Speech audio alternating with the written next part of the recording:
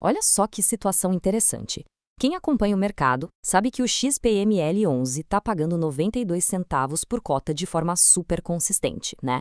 Mas, ao mesmo tempo, esse fundo carrega dívidas relevantes e novos compromissos futuros. Nossa análise de hoje vai desbravar as engrenagens desse gigante e ir bem além das vitrines dos shoppings para entender exatamente essa estrutura. Mas, antes de começar, aquele recado de praxe, porém super importante. Todo o conteúdo apresentado aqui tem caráter exclusivamente educacional e informativo. Nada do que for dito deve ser considerado recomendação de investimento, tá? Cabe sempre a cada um fazer a própria análise de risco. Certo? Vamos direto ao ponto.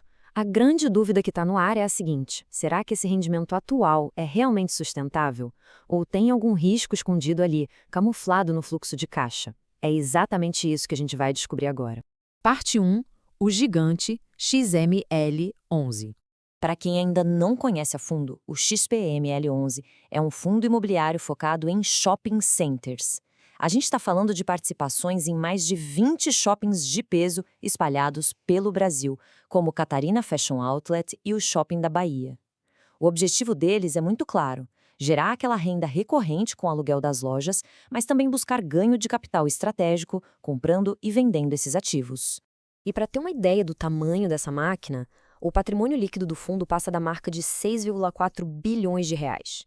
É um peso pesado do mercado imobiliário, sem sombra de dúvida. E claro, com essa escala toda, vem também a necessidade de uma engenharia financeira absolutamente robusta.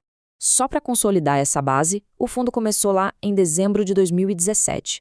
A gestão ativa é da XP Vista Assets e os números no mercado secundário impressionam bastante. São mais de 723 mil cotistas ativos e uma liquidez mensal altíssima. Ou seja, as cotas trocam de mãos o tempo todo. Parte 2. Desempenho e fluxo de caixa. Aqui a gente entra no coração da nossa análise. O que é realmente fascinante nessa parte é a matemática do rendimento. Nos últimos 12 meses, o fundo gerou algo em torno de 785 milhões de reais em resultados, mas distribuiu perto de 633 milhões. Ou seja, está distribuindo menos do que gera. Isso é um ponto super positivo, porque cria uma gordura operacional. Hoje, existe um resultado acumulado não distribuído de uns 3,79 por cota. É literalmente uma reserva que ajuda a manter a previsibilidade das distribuições, funcionando como um baita amortecedor financeiro para quando a economia der uma patinada.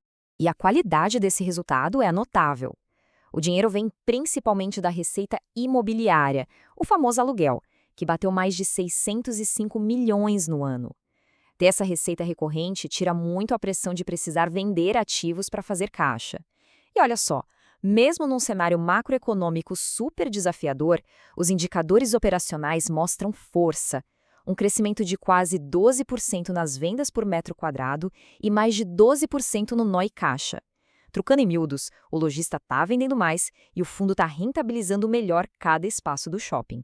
Parte 3. Obrigações e estrutura financeira. Agora vem o ponto que exige atenção máxima, o grande porém dessa história. A leitura do fundo não pode ser feita isoladamente. O XPML11 tem uma estrutura de dívida que inclui FIIs acessórios tipo o Neomol e o Omnimols.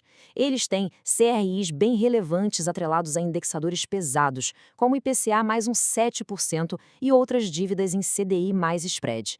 E num ambiente de juros altos, pessoal, isso machuca bastante o caixa. Só para dar uma ideia, as despesas financeiras somaram quase 58 milhões de reais num período de 12 meses. E esse cronograma mostra exatamente o porquê o fator tempo é tão crucial nessa equação. Além da dívida direta, o fundo tem várias aquisições recentes para pagar. A gente está falando de compromissos futuros com parcelas que somam centenas de milhões de reais e vão esticar até 2027. Parte disso também é corrigida por juros. Na prática, é como se fosse uma dívida indireta enorme que pressiona o caixa no curto e médio prazo. Vai exigir muita maestria da gestão para equilibrar esses pratos todos. Parte 4. Pontos fortes e atenção. Resumindo a ópera e colocando tudo na balança. Do lado positivo, a gente tem um fluxo de caixa forte e recorrente, aquela distribuição cravada e consistente na casa dos 92 centavos, uma reserva acumulada excelente e um portfólio premium com gestão ativa sempre buscando melhorar o nível. Do lado dos pontos de atenção, temos aquela dívida com custo elevado, os parcelamentos milionários até 2027 e, claro, a dependência direta do consumo no varejo.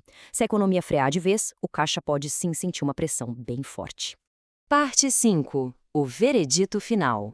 Então, a síntese de toda essa análise é a seguinte: o XPML11 é inegavelmente um fundo sólido e com um motor de geração de caixa muito bom, ancorado em ativos premium de verdade.